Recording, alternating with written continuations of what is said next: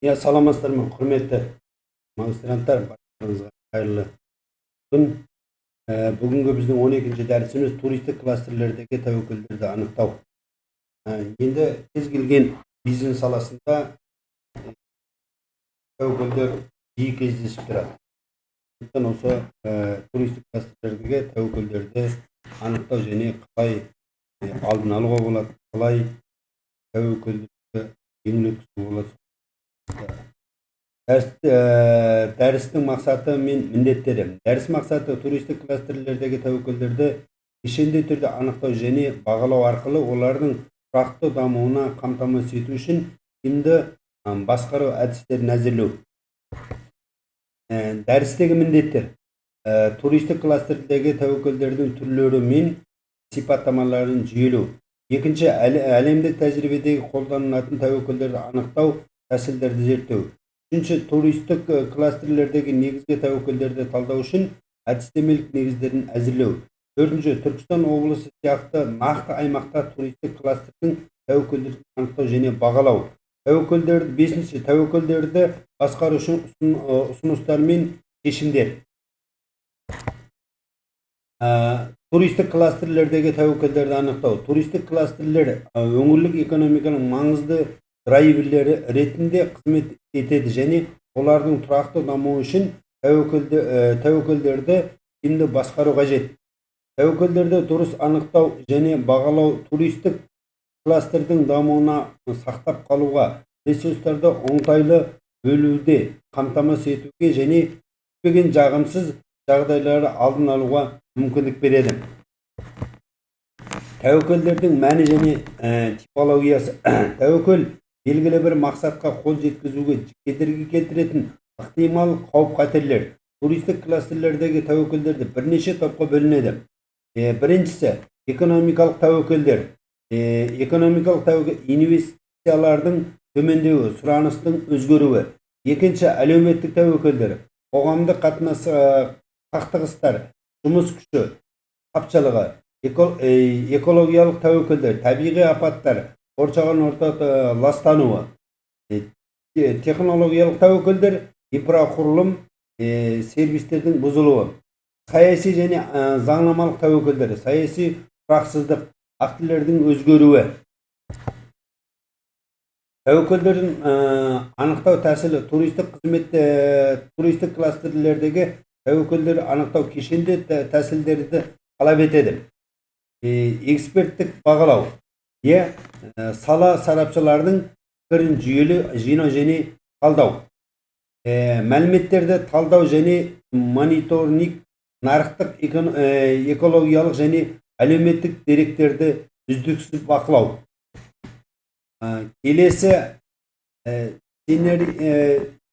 сценарийлік талдау түрлі дамудың ықтималдығын сценарийларын қарастыру. Төртінші, көп критериялық бағалау.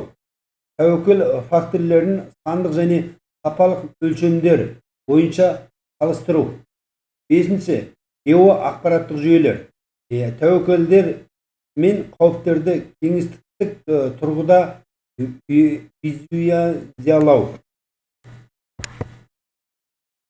Тәуекелдерді анықтаудың маңызды. Тәуекелдерді ерте анықтау және мониторинг жүргізу туристік кластердің тұрақты дамуын қамтамасыз етеді. Қаржылық шығындарды азайтады және туристік өнімді сапасын арттырады.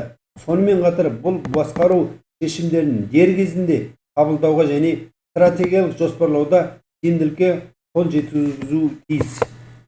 Туристік кластерлердегі тәуекелдерді анықтау жүйелі және ғылыми негізделген тәсілдерді қажет етеді. Бұл кластерлердің дамуын қамтамасыз етіп, олардың тұрақтылығын арттырудың басты элементі болып табылады.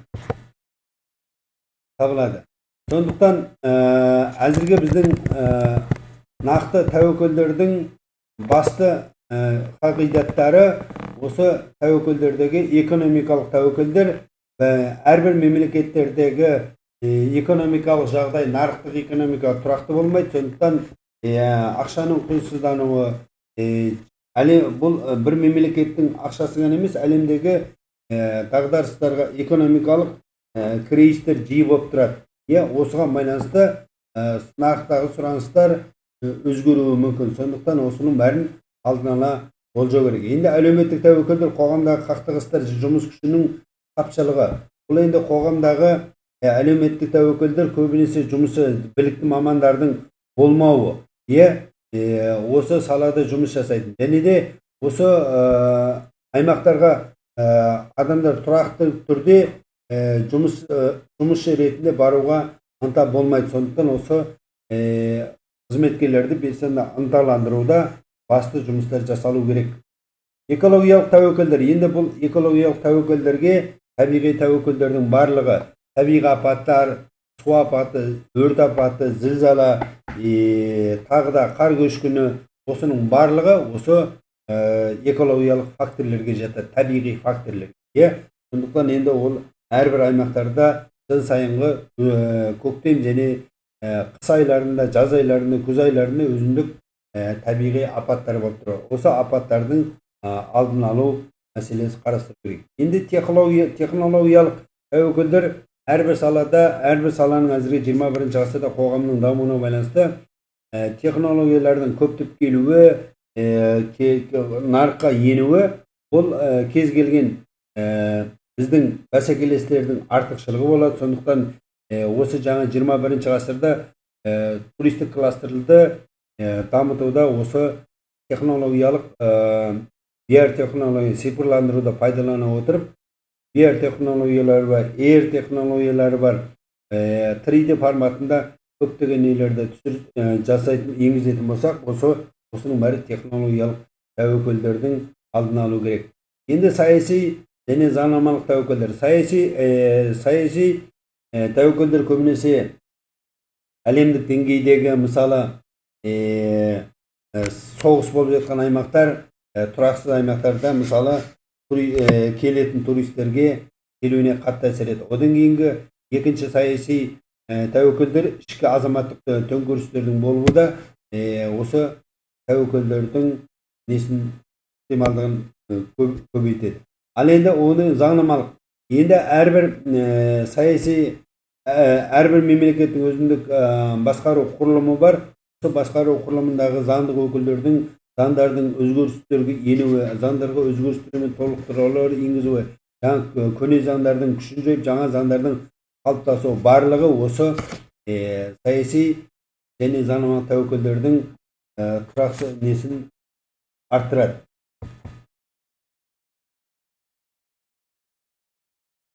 Құрметті студенттер, бүгінгі дәрісіміз мен аяқтады.